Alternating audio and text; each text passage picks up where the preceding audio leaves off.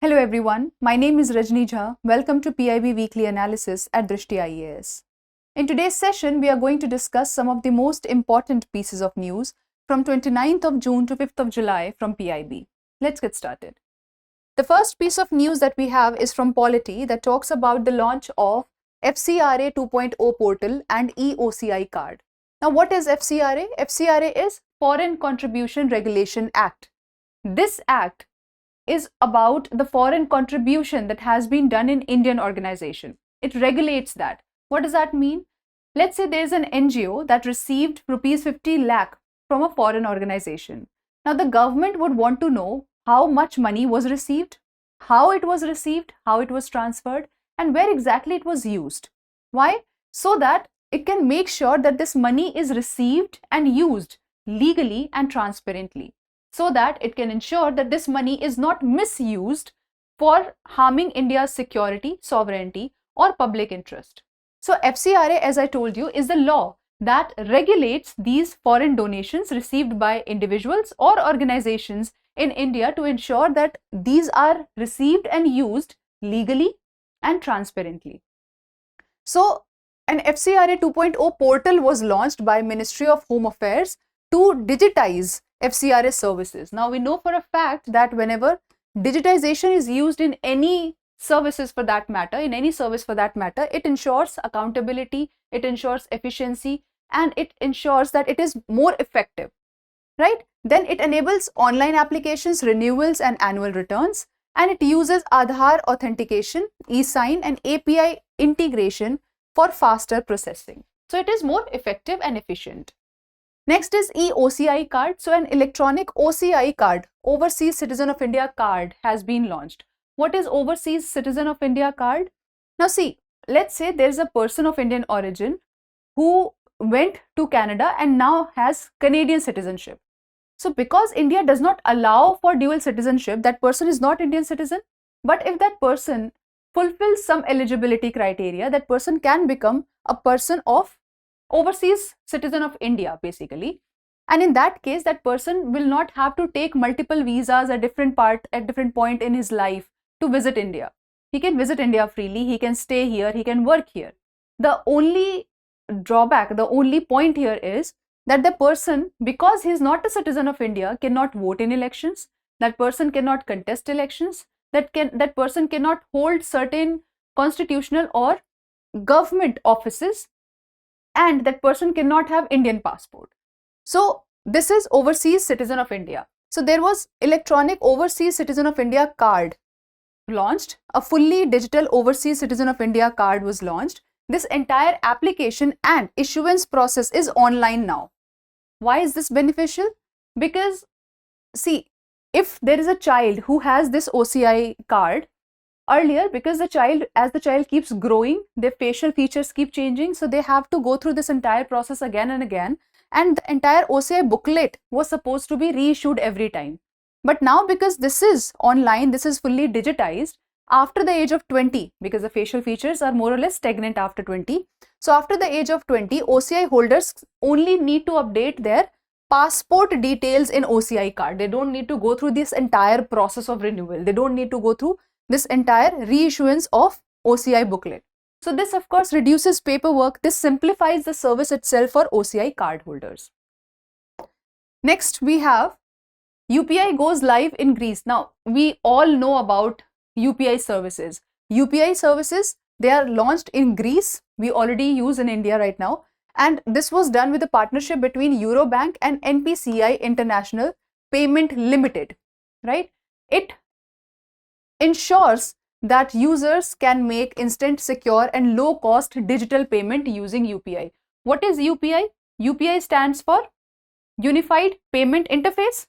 UPI stands for Unified Payment Interface, and this focuses on, of course, this step is going to focus on strengthening India-Greece trade, investment, financial cooperation, and business partnership.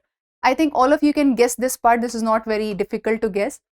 The main highlight of this news is this expands India's digital public infrastructure. What is digital public infrastructure?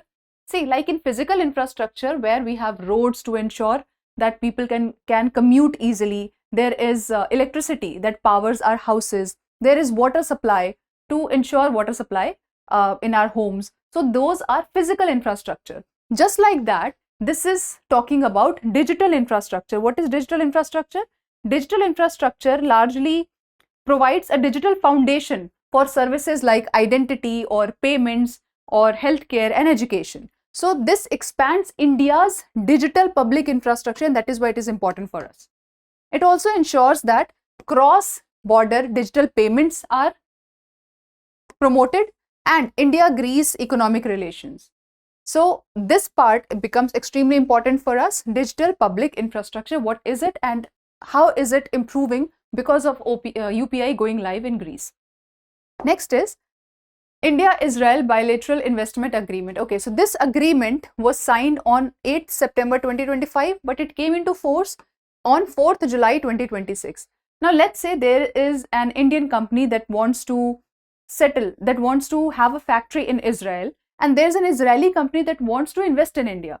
Now both of them want that their investment should be fair, that their investment should be transparent, they should be fair, their investment should be protected. This agreement is going to ensure that. It aims to promote, protect investments between these two countries by providing stable, transparent and predictable investment environment. Now this expects, what will it do is, now we know for a fact that if it is easier for us to have our factory in a country and for that country to have investment in our country, that ensures and boosts bilateral investment flows. And it strengthens the economic partnership between both the countries involved. Next is, okay, so this week we had a lot of news from science and tech. First is digital initiatives. The Union Health Minister launched several digital health initiatives to strengthen healthcare delivery under Ayushman Bharat Digital Mission. Now, first of all, you must know that this is about healthcare, right? And you could have easily guessed it also if you did not know. How? The word Ayushman, you must have heard your elders say to the younger people, Ayushman Bhava, which means have a long, healthy life. So Ayushman Bharat is actually about health, medicine and health, basically health. So this is a mission that we have, Ayushman Bharat Digital Mission. And under this, there are a lot of different apps that have come into picture. So Ayushman Bharat Digital Mission is India's digital public infrastructure, the one that we read just earlier, for health and medicine, for healthcare. So this is India's digital public infrastructure for healthcare. Think about it as a digital ecosystem where patients, where the people, the insurance companies that provide insurance to the patients, the doctors, the pharmacists, all of them are connected with each other. So this is like that, a digital ecosystem for healthcare. Okay, the first app is Aarogya Setu 2.0. Now I'm sure that Aarogya Setu app, you must have heard about this app during COVID. But now it is 2.0, so it is going beyond COVID. Aarogya word means health, Setu is a bridge, right? It is Aarogya is health, Setu is bridge. So this acts as a bridge to connect people in the healthcare system, in the healthcare ecosystem. This is the upgraded version of Aarogya Setu app with expanded digital health services beyond COVID-19. So Aarogya Setu was for COVID-19, but this is beyond COVID-19, and it provides digital health services to all the people in the healthcare ecosystem, not just for COVID-19. Next is Unified Health Interface. We just talked about UPI. UPI was Unified Payment Interface, that was for banking system, that was for banks. Unified Health Interface is for healthcare, as the name suggests, right? So it is an open digital platform that connects patients with healthcare providers, hospitals, pharmacists, then diagnostic centers, similar to how UPI connects banks, right? Next is Drug Registry. Registry is a database, right? The register where everything is written down. So Drug Registry is a national digital database of medicines to improve standardization, traceability and patient safety. It is a national digital database where the details of medicines are given so that a standard can be maintained for all the medicines. Next is Ayushman Sarathi. Now Ayushman we have already talked about. Ayushman means health. And Sarathi is a person that can help you move forward to reach your destination, right? So this Ayushman Sarathi helps people to move towards Ayushman Bharat Digital Mission. to connect to Ayushman Bharat digital mission so that the beneficiary can access that digital mission.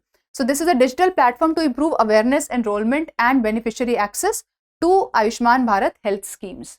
So whatever health schemes are there, this acts as Sarathi to connect beneficiaries to them. Next is eSushrut @clinic. Now I'm sure you must have heard about Sushrut. In our ancient history, you must have read it, that he was one of the most prominent physician and surgeon, also called father of surgery. So of course this has to be related to healthcare itself. So this is like a clinic, a digital hospital, because it says clinic. So it is like a digital hospital or clinic management system for efficient patient records. Here you will find patient records, appointments and healthcare service deliveries. So you can be asked which of these is connected to Ayushman Bharat digital mission. Now I'm sure from the name itself, we can easily identify that they are in the healthcare industry. Next is GAGAN, GPS aided geo augmented navigation. Now before we talk about the news here, it's important to understand and decode what is written here, right? So what is GPS? Is global positioning system. What is GPS? You must have heard, all of you actually use GPS. So GPS is global positioning system. It is a satellite navigation system which was developed by the United States. It gives you location, right? It tells you this is your location. You always use GPS. Aided means something is helping it. What is helping it?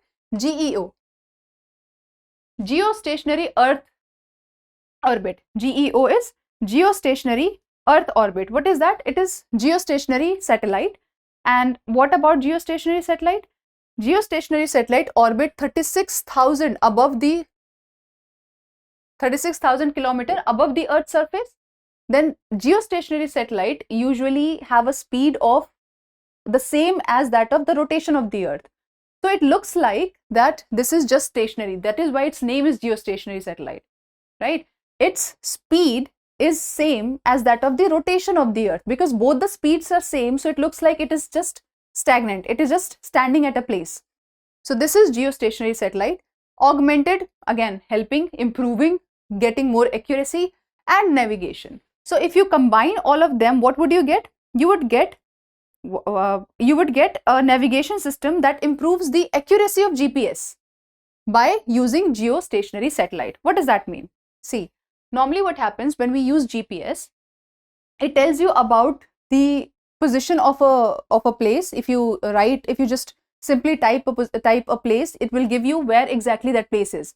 But the accuracy is slightly less. So maybe it says that you have reached your destination, but your destination is probably 10 meters ahead. Now 10 meter, when we are walking, when we are driving, it is not such a big deal. But when we talk about aircrafts, everything can become very chaotic very soon. So when we talk about aircrafts, when we talk about important stuff, we need absolutely accurate position. So GPS gives you position, but GEO makes it more accurate. So GPS will tell you this is your destination, but because GEO is helping, now GAGAN will tell you, GAGAN is the full form. Now GAGAN will tell you that your accurate position is 10 meters ahead of it. So GAGAN is actually giving you accurate position of anything that you want to figure out, of a place, of a location. So this is a navigation system that gives you an accurate position. The accuracy of GPS is increased by using geostationary satellite so that it can give corrected information, right? Now let's read what the news is. It says GAGAN is India's indigenous satellite-based augmentation system. Now you must have understood. India's indigenous, that means we have created it. Satellite-based augmentation. Augment means to improve something, correct something. So we had GPS and it is just improving the position and accuracy of GPS itself. So it is indigenous satellite-based augmentation system. How it is improving the accuracy? By using geostationary satellite. It is developed, now is the important part, developed by ISRO and Airports Authority of India. It improves GPS accuracy, like I told you, by providing real-time corrections that, okay, GPS can tell you this is your position, this is the place that you wanted to go to, and this GAGAN will tell you, no, it is 10 meters ahead. It will give you the accurate position in real time. And enabling safe and precise aircraft navigation and landing. As I told you, when we are walking or when we are driving, 10 meters does not seem much. But for aircraft's navigation and landing, it could have huge impact. Now, another important thing here is GPS is a navigation system from the US. For India, we have Navik. This is a navigation system based on Indian constellation, and GAGAN mainly uses geostationary satellite to improve the accuracy of these navigation systems. Alright, so this is operational since 2015. It is the first SBAS certified for the equatorial region. So this is first which is certified for the equatorial region. And in June 2026, DGCA conducted India's first satellite-based landing on commercial aircraft using GAGAN. This is not very important for us. We need to just understand what GAGAN is, how it works, and the fact that this is India's indigenous satellite-based augmentation system. Right? Where would it help? It will support maritime navigation, railways, disaster management. It will help in aircraft navigation and landing, right? Next is PINS, Point in Space Instrument Approach Procedure. India has approved its first PINS, Points in Space Instrument Approach Procedure for helicopter operations at Undavali Heliport. You will tell me where exactly is this. It was developed by Airports Authority of India and approved by DGCA in line with ICAO standards. Now see, we just talked about GAGAN, right? GAGAN gives accurate position. So GAGAN is the tool. This is the GPS that we are using to navigate. But the procedure, exactly where to go, how much to turn left, where exactly to land, this entire procedure is told by point in space. So this is the tool, GAGAN is the tool, but that is the procedure. That is the difference. So PINS uses satellite-based navigation like GAGAN, like I told you, GNSS or GAGAN, to enable safe and precise helicopter landings. So GAGAN can tell you, okay, here you have to land, but what should be the procedure? When to start descending? When exactly you should be moving? That procedure will be told by points in space. That is the difference. Especially when conventional instrument landing systems are unavailable. What does that mean? We know for a fact when there has to be an emergency landing near hospital, for example, an organ is being transferred. So near hospital, we don't have those runways, we don't have those conventional instrument landing system. So there especially it helps. It will tell you how much to move, where to move, how to land. And GAGAN will tell you exactly this is the position that you should be landing on, right? It improves all weather operations, flight safety and access to remote areas. Like I told you, all those areas where these landing systems are not very prominent or they are not available, this can make it very, very easy and precise, accurate. Okay. Next is, there's one more line. This initiative supports performance-based navigation. What does that mean? That you will be navigating with accuracy. That is performance-based navigation. Next is BHASHINI. Under MITI showcased its multilingual AI solutions at the National Conference on E-Governance. What is BHASHINI? Now, as the name suggests, BHASHINI, Bhasha, it comes from Bhasha. Bhasha means language. So, BHASHINI is related to language. Now, BHASHINI uses AI to translate and communicate in multiple languages. Let's read the news first, then I'll explain. BHASHINI is India's AI-based multilingual digital public infrastructure. See, again, you got this digital public infrastructure. This is why I told you in the first news that it is important to understand what exactly is this. So, AI-based multilingual digital public infrastructure under the Digital India program. It supports 36 Indian text languages, 23 voice languages, enabling government services in citizens' preferred language. Now, see, important point is BHASHINI is actually AI enabled, and it translates and communicates in multiple Indian languages. Let's say on a government website, every information is given only in English. Now, people who speak a regional language, a specific language, how would they avail the opportunity? How will they avail the benefits of that, of any scheme? Or how will they understand what is given on that particular government website? For that, BHASHINI will come into play.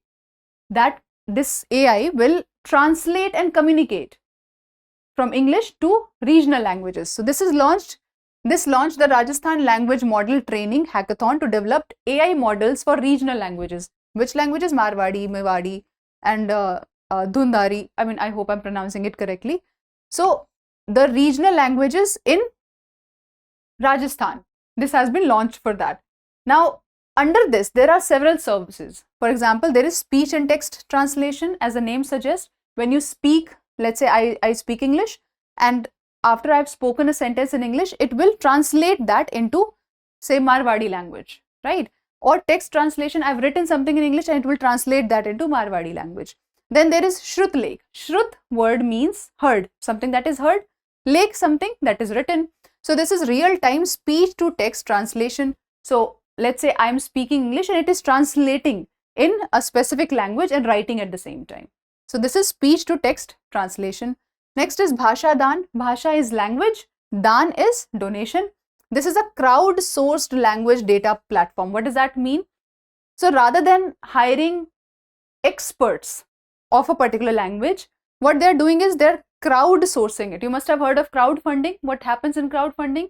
We collect money or donation from everyone, whatever they can donate.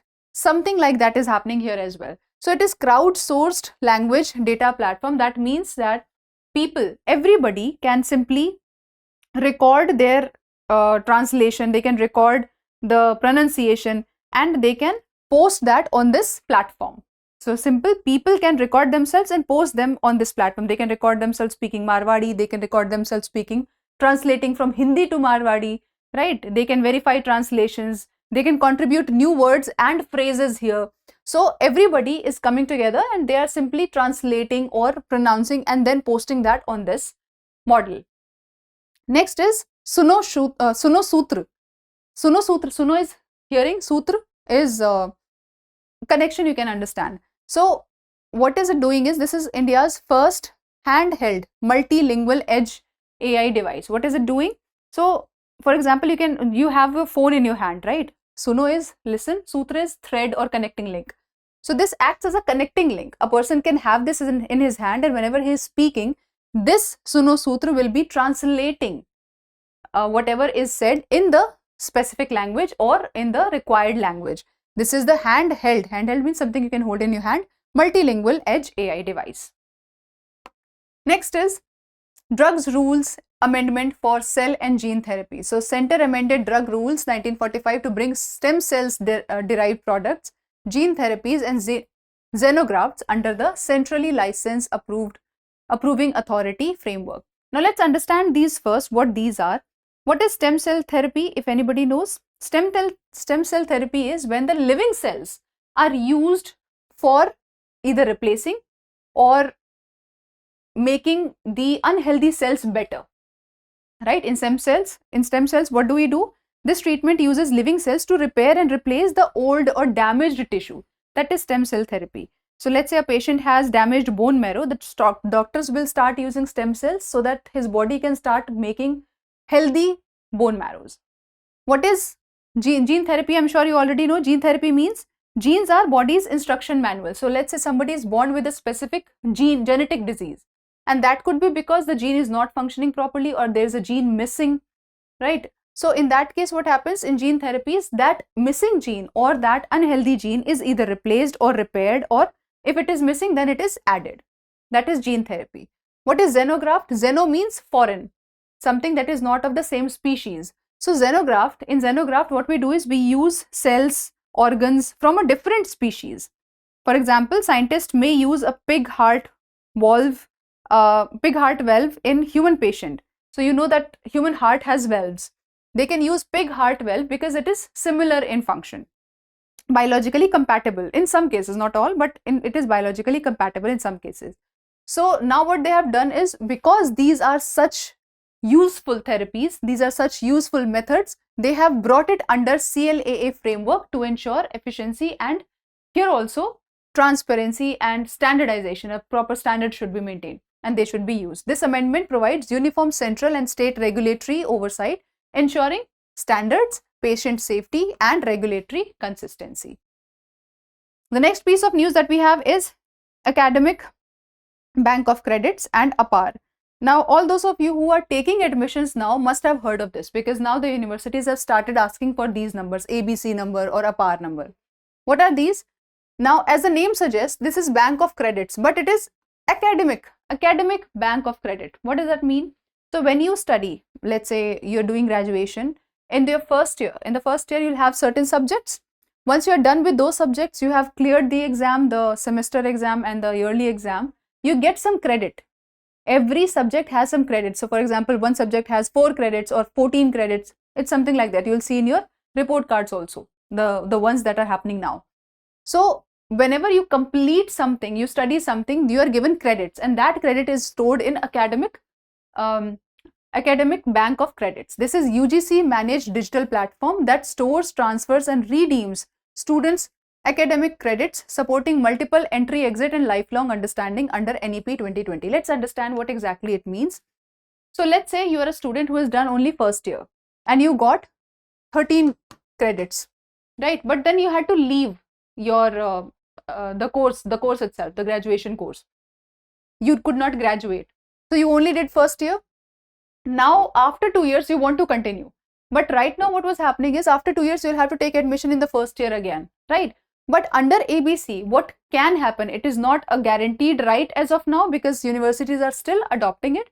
But what can happen is, because you are done with first year and you have got 13 credits in your account from graduation, now you can continue with second year. For those universities that count this, the syllabus are almost similar, the credits are almost similar, they can let you continue in the second year because you have the record that you have completed first year because of this ABC. That is the benefit of ABC. Then what is APAAR? It is Automated Permanent Academic Account Registry. So for example, you have your Aadhaar card. For ABC, this is sort of that number, Aadhaar number sort of a thing for academics. So this is Automated Permanent Academic Account Registry. It is a 12-digit unique student ID, and this is important. 12-digit unique student ID, and it links all the academic records, whatever you have studied so far, whether it's 8th standard, 9th standard, 10th standard, 12th or graduation, you have done some degrees, you have done some certificate courses. It links all those academic records across school, higher education, skill education, all of them through DigiLocker and ABC platform, right? Next we have DSE approves 52,000 crore rupees defense acquisition. So DSE, chaired by Defense Minister, granted acceptance of necessity for defense procurement worth 52,000 crore to strengthen combat capabilities of Army, Navy and Air Force. See, first of all, this statement does not mean that we have already acquired these. This statement means that the DSE, that is Defense Acquisition Council, has confirmed that we require these. Acceptance of necessity. They have accepted that these are necessary for us. So they have accepted that we want this and we should start with the procuring procedure, but we haven't acquired these yet. Defense Acquisition Council, it is the highest decision-making body for defense procurement, right? Whatever we need in our defense, this body, this is the highest decision-making body that will decide what exactly do we need in our defense procurement. It's like shopping approval committee, you can say that, for defense equipment. So what are the different procurements that they have shown that we require? First is Akash Tarang. Akash Tarang, Tarang word means wave. Tarang is wave. So here Tarang means electromagnetic wave. You can understand it like that. So what is Akash Tarang? Akash Tarang is anti-drone system. Normally drones, what they do is, what Akash Tarang will do is, this will detect and counter drones using radio frequency and radar signals. And these radio frequency and radar signals are formed by electromagnetic wave. That is why it is named Akash Tarang, right? Second is MPATGM, that is Man Portable Anti-Tank Guided Missile. Everything you need to know is there in this name itself. First, it is man portable, which means that a soldier can carry it on the shoulder or an infantry can carry it. Second, anti-tank. Anti-tank, it targets tanks or those things that have strong armors. Now we know that tanks have very strong armor, so it targets them. Guided missile. What does it mean that it is guided missile? Guided missile means that it can, when you launch it, it can go and attack where it is supposed to attack directly, accurately. A guided missile is a missile that can move accurately for the target. So for example, I launched it and the target is right here. It will move towards target accurately. That is guided missile, right? So what is man portable anti-tank guided missile? It is a missile that can be carried by soldier because it is man portable.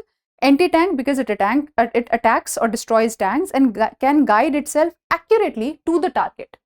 It can guide itself accurately to the target. Next is medium range surface to air missile. As the name suggests, this attacks the enemy aircrafts which are at the medium distance. Now see, enemy aircrafts can be at 4 different distance. First is long range, second is medium range, third is short range, and fourth is very short range. Now, in order to understand this, we can understand it using an analogy. Let's say you want to stop a thief, you want to stop an intruder in your house. So the first stop would be when he is in the neighbor's house. That is long range. He is very far and you are going to stop him right there. That is long range. Second would be when he has already come on the street. You are on this side of the street. So he is already in the street. That is medium range. Now he is at your front door. That is short range. He is that close. And now he is right outside your bedroom or the room that you are staying in. That is very short range. Something like that happens in this case as well. So enemy aircraft can be very far. Then we use long range weapons. It can be slightly closer. Very far means more than 100 kilometers. Very far means when he is more than 100 kilometers far, that is very far. So that in that case we use long range. If he is medium range, that means 30 to 100 kilometers. More than 100 kilometers is long distance or long range missiles will use or long range aircrafts will use. For medium range, we will use medium range missiles and that the distance is 30 to 100 kilometers. For short range, the distance is 10 to 30 kilometers. And for very short range, the distance is 6 to 10 kilometers. So for example, the enemy aircraft is between 6 to 10 kilometers. Then I will have to use very short range missile. I cannot use long range or medium range or short range because that will not attack the enemy aircraft. So the next that we have to procure is medium range surface to air missile. Then we have very short range air defense system. Now you must have understood what does it mean. Next is active protection system. As the name suggests, it protects the tanks by detecting incoming missile. It is very active in protecting. So it protects the tank by detecting incoming missiles and destroying them before they can hit us, before they can hit the tank.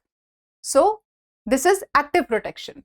Next is kamikaze drone. Now kamikaze drones are also called loitering munition. What does that mean? Munition is something that attacks or blasts, right? Munition is something that attacks and blasts. And loitering means something that keeps moving around in a space, that keeps moving around. So loitering munition would be a weapon that flies around or simply loiters or moves around in a space and then searches for the target and attacks by crashing into it. It simply crashes into the target and then blasts or attacks. So kamikaze drones are also called loitering munition. Why? Because this is a weapon that flies around in an area. It waits in the air. You understand? So once we have launched it, it waits in the air, finds the target and then attacks it, crashes into it. That is kamikaze drone. Next is naval UAV, that is unmanned aerial vehicle used by the Navy. Multi-influence ground miles. What does that mean? As the name suggests, first multi-influence. I will tell you what that means. Ground mines means this is used underwater, and in underwater, ground means the seabed. We are talking about the seabed. So what is the meaning of multi-influence ground mines? See, some naval mines can detect ships because of a lot of signals that come. Those signals can be magnetic field, they can be sound, pressure. So whenever a naval aircraft, you can say naval craft is moving, because of the movement, sound is created. Because of the movement, pressure is created. Because of the movement, magnetic field is created. These are called influence. So these are different influences. Once these mines get these multi-influences, once these mines understand and feel these influences, then they blast. That is multi-influence ground mines.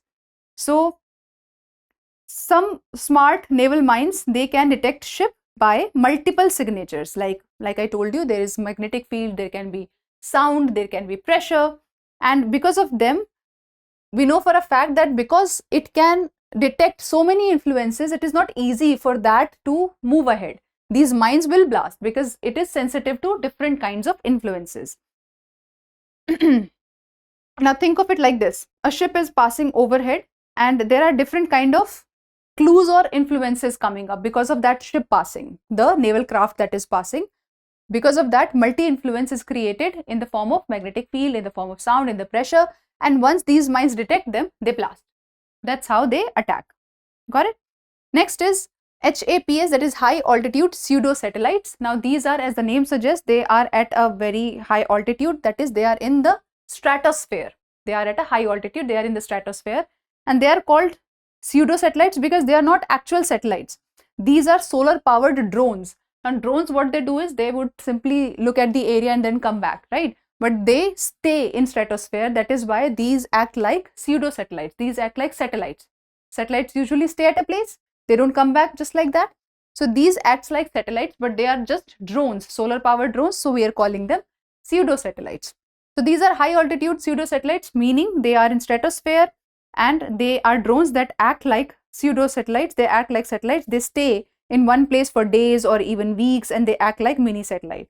Now, why not use satellite? Because these are cheaper, right? Why not use satellite? Because satellites are very expensive and these are very cheap as compared to them. These are easier to launch, easier to recover, and then these can focus on one area for a very long period of time. That is why they are used. So what are the different procurements that we are thinking of, defense procurements that we are thinking of? Akash Tarang, and then man-portable anti-tank guided missile, medium-range surface-to-air missile, very short-range air defense system, then active protection system, kamikaze drones, naval UAVs, multi-influence ground miles, HAPS. Now see, I try to explain it as simply as possible so that when you read about it, you're not completely clueless. Now when you read about them in detail also, you'll actually be able to connect to it and you will be able to remember it also for a very long time. Next is Manas. Manas is Madak Padarth Nishedh Asuchna Kendra. If we really translate each word, you will easily understand what is it about. Madak is intoxicant or narcotics. Padarth is substance. Nishedh is when you're trying to prohibit it or stop it. Asuchna is we are giving information, Suchna. And Kendra is center. So what exactly would it be? Manas would be a narcotics control. No, this was launched by Narcotics Control Bureau, but it is also for narcotics control. This is a center where you can tell about narcotics, where it is being used to control them. So, Madak Padarth Nishedh Asuchna Kendra is a national narcotics helpline launched by Narcotics Control Bureau under Ministry of Home Affairs. Why? So that we can make India narcotics free, Nasha Mukt Bharat mission, that is intoxicant free India. So what it enables citizens to confidentially report drug trafficking. Like I told you about narcotics, you can confidentially report there, your name will not come up anywhere, and it will help with India's fight against narcotics. Seek counseling or rehabilitation support, access services via 1933 helpline, Umang app and web portal. So basically this platform has been created because it also strengthens citizens partnership, citizens participation. And when government and citizen, they have a partnership in a particular mission, it is usually more successful. So it ensures citizens participation, digital governance, coordination among anti-narcotic agencies, so that these analytics and these reports can be used to fight against narcotics, right? Next is, okay, so 9 years have already been passed for GST. GST is Goods and Services Tax. It was compiled under, unified under one nation, one tax system. It has been 9 years. On 1st July 2026, it replaced so many taxes. It replaced taxes on taxes. It replaced 17 taxes and 13 cesses.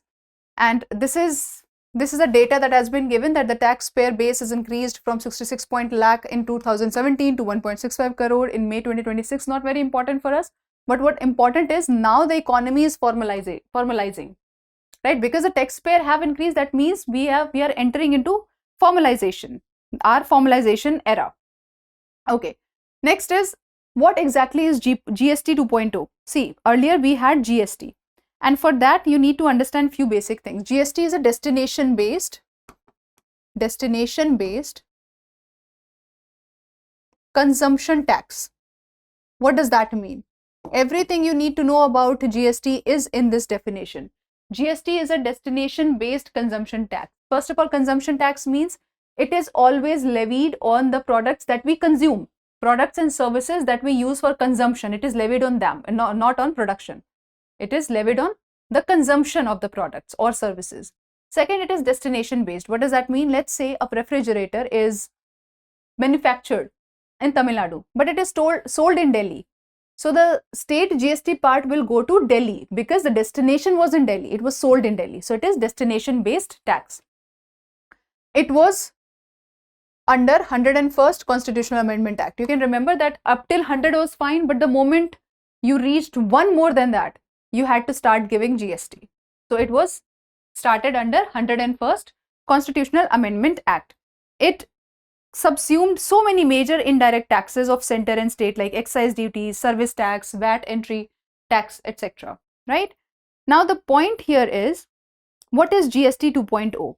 Earlier GST had so many different slabs, 5% slab, 12% slab, 18% slab, then 28% slab. So there were different slabs which was a little confusing. In GST 2.0 there are only two slabs, which is mainly 5% and 18%. Apart from that, there is 40% slab on the luxury items and sin goods. Sin goods are like tobacco or online gaming. Tobacco is actually sin good, and we want to reduce its consumption. That is why the taxes are so high. Or it is also levied on the luxury products. Why on that? Because we know that luxury products are not basic necessities. So people who can afford luxury products can also afford this GST. That is why 40% GST is there on luxury and sin goods. And this, what it has done is, it has made this entire process easy because the tax base, the slabs have become easier and simpler. Now in this there are 2 points that you should remember, which is intrastate GST and interstate GST. First is interstate GST and intrastate GST. What is the difference between intrastate and interstate? Interstate GST, interstate means within the same state. Sorry, intrastate means within the same state. Intra means within, inter means between. So intrastate is within the same state. So let's say a product is manufactured and sold in the same state. So destination state is the same. So in this case, in the intrastate GST, what will happen is whatever GST is collected will be divided into between the center and state, between the center GST and state GST. But what happens in the case of interstate GST? As I told you, in interstate, let's say a refrigerator is manufactured in Tamil Nadu but sold in Delhi, or manufactured in Tamil Nadu or sold in Himachal Pradesh, sold in Madhya Pradesh. So what will happen in that case is, in that case, GST will be collected, yes, and then that GST is called integrated GST. Integrated GST. And then state's share will be given to the state later on. So here an IGST is collected and then state share is given to the state later on. But if the product is manufactured and consumed in the same state, then we give CGST and state GST, center GST and state GST. Okay, so these two types of GSTs are important. Next we have first Made in India EXIM shipping container. So first, Made in India EXIM is export import shipping container. Now see, earlier we were getting it from outside, so it was very expensive for us. Now we have started making it in India, and we have already got order of 1,000 more containers. So this is important. Because of this, what will happen is our annual container manufacturing capacity is okay. Now it is 10-fold to 7.5 lakh TEU. Earlier, what we were doing is we were able to create 10-fold. Now we are able to create 7.5 lakh TEUs. What is TEUs? TEUs is the unit of measurement for containers. For example, for water we have liter, for solid substance we have kilogram. TEU is used for containers, and that means 20 foot TEU, 20 foot equivalent unit. So this is the unit of measurement for containers. Now this of course is going to support Atmanirbhar Bharat, Make in India and Maritime Amrit Kal Vision 2047. It is going to make us more self-dependent, right? Now we are not depending on the import of these as much as we used to depend earlier. Next important news we have is E20 fuel declared safe. Earlier there was a lot of hue and cry about the fact that E20 fuels are not safe. What is E20? E is ethanol, is a fuel. 20% ethanol will be E20 fuel. In E20 we have 20% ethanol blended with petrol. 80% will be petrol, 20% will be ethanol. Now it has been assured by the government and auto industry experts that it is clean, high performance fuel, and it has been introduced only after extensive testing. It meets all these standards. It meets the BIS standard and BS6 standard. So BIS standard and BS6 standard. So this is environment standard for environment protection, how much vehicular release is there of environment not so friendly substances, and that is normal Bureau of Indian Standards. So that is basically normal standard. So it is saying that it has been introduced only after extensive testing. So there is nothing to worry about. It is very safe. It is environment friendly. There is no issue in the older vehicle, and Maruti Suzuki reported there is no E20 related damage in over 1.5 crore older vehicles, while others also said that there is no problem, there is no increased wear or corrosion. There is only very minimal mileage impact, that's all. So basically they are trying to say that E20 fuel is very safe. In this 20% ethanol is used and 80% petrol is used. Ethanol is a type of alcohol that can be used for making fuel. Now this ethanol is usually produced from sugarcane, maize, molasses and agriculture feedstock. Now because it is made from these things, it is environment friendly, right? It is also called biofuel because it is made from plants. It is also called biofuel. Now there is something called anti-knock performance which is mentioned here. I'll just explain it to you. So it says that E20 may reduce fuel efficiency by 3.5% but offers better acceleration. Acceleration you already know if you know driving, and anti-knock performance. What is anti-knock performance? Anti-knock performance is the ability of petrol to burn at the right time, right when there is spark, not before it. So normally what happens is there is a spark plug which ignites the petrol. When the spark plug happens, then only petrol ignites and then the petrol catches fire. That is normal. But if the petrol catches fire before the spark plug, that is called knocking, and that over time is not good for engine performance and that can damage engine also over time. So always anti-knock performance is seen for any fuel, and its anti-knock performance is also great. It only catches fire when it is supposed to catch fire, not before that. So it has good anti-knock performance. And because we are talking about anti-knock performance, just a little information. Remember octane number. If a fuel has higher octane number, it has better anti-knock performance, and if a fuel has lower octane number, then it has more chances of knocking. So anti-knock performance is the ability of petrol to resist ignition before it is supposed to happen, the premature ignition. So it ensures smooth engine operations. Next we have, Pashu Janya Yuddha Abhyas. Again, the name suggests Pashu means animals, Janya is which has the birth from it, which is born from it, which is originated from animal. Pashu Janya is which is originated from animal. And I think one of my lectures I told you that there are some diseases which spread from animals to human. They are called zoonotic disease. So it says Pashu Janya, which means this is originated from animal. So this will be talking about zoonotic disease, of course. So this is animal to human disease outbreak. India is just testing its preparedness for zoonotic disease, which is animal to human outbreak, under the One Health approach. It was a simulated sort of performance, like we play games. It is something like that. We're just looking at our performance, whether we are ready for zoonotic disease or not, because every few years some zoonotic disease becomes a threat, right? Diseases which spread from animals to human and then from humans to humans. So some zoonotic disease always becomes a threat. So we were just checking our performance in it. So that is what is Pashu Janya Yuddha Abhyas. A simulated influenza A H1N1 outbreak assess the full emergency response chain, include surveillance, diagnosis, containment, biosecurity, whether we are able to do all of that or not. We were just checking that. It was a drill, right? It was a practice session sort of a thing. Next we have Suman Roadmap 2020-2030. Suman is Surakshit Matritva Ashvasan. Now, Surakshit is safe, Matritva is maternal, Ashvasan is when you give reassurance or security, reassurance. So, this actually talks about, this focuses on high risk pregnancy. Matritva is maternal, so it focuses on high risk pregnancy, on reducing maternal mortality rate.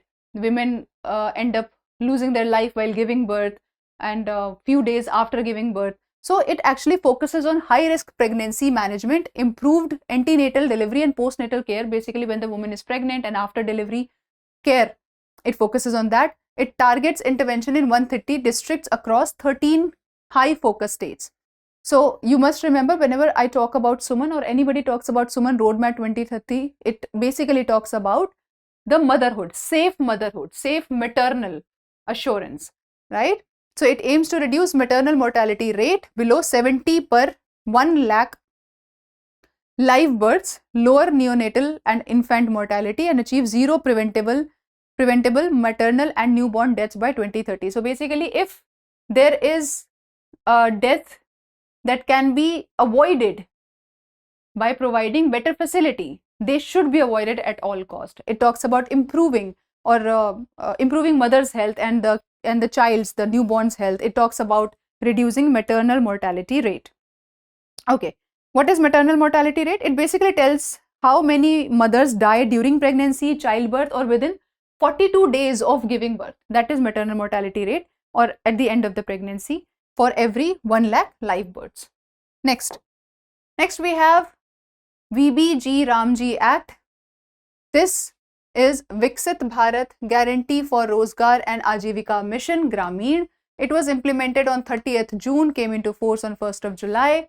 It mainly talks about strengthening Gram Panchayat. As the name suggests, Viksit Bharat is going to happen when we talk about Gram Panchayat, when we talk about Ajivika Mission in Grameen. So it talks about strengthening Gram Panchayat. It talks about strengthening villages. It talks about developed villages, developed India. So if you remember, if you have studied history, you would know that this idea basically resonates a lot with Gandhiji's concept of Gram Swaraj. He also focused on development of villages. Now, I'd like to know from all of you, what do you think is the difference between Gandhiji's Gram Swaraj idea and this VBG Ramji Act? This is your homework. This also talks about the same thing here. So you have to tell me what is the difference between both these ideas. They are very much same. They resonate with each other. But what is the difference? Here we also talk about digital governance. Okay. We talk about Gram Panchayat, digital governance, and improvement of coordination of rural welfare schemes, improving rural welfare schemes. Next, and I think that is the last news today, which is Lok OS what is Lok OS? It is a web and mobile platform under DAY NRLM. What is DAY NRLM? It is Deen Dayal Upadhyay. NRLM is National Rural Mission, right? So Deen Dayal Antyodaya Yojana, Upadhyay, not Upadhyay, Deen Dayal Antyodaya Yojana, National Rural Livelihood Mission. National Rural Livelihood Mission. It is a government program. As the name suggests, it talks about ending poverty, right? It talks about ending poverty, rural poverty, or reducing rural poverty. It talks about women empowerment. It talks about rural livelihood. So how would that happen? We will talk about that. So Lok OS is a web and mobile platform under DAY NRLM that digitizes self-help groups. It focuses on self-help groups. What are self-help groups? Where a group of 10, 12 or 20 rural women come together, make a small group, they start saving regularly, and then one of them, if they need it, they will provide the money, and then the other person will return the money after some time. So self-help groups is when we make small groups and we start a small business sort of a thing and we help each other out.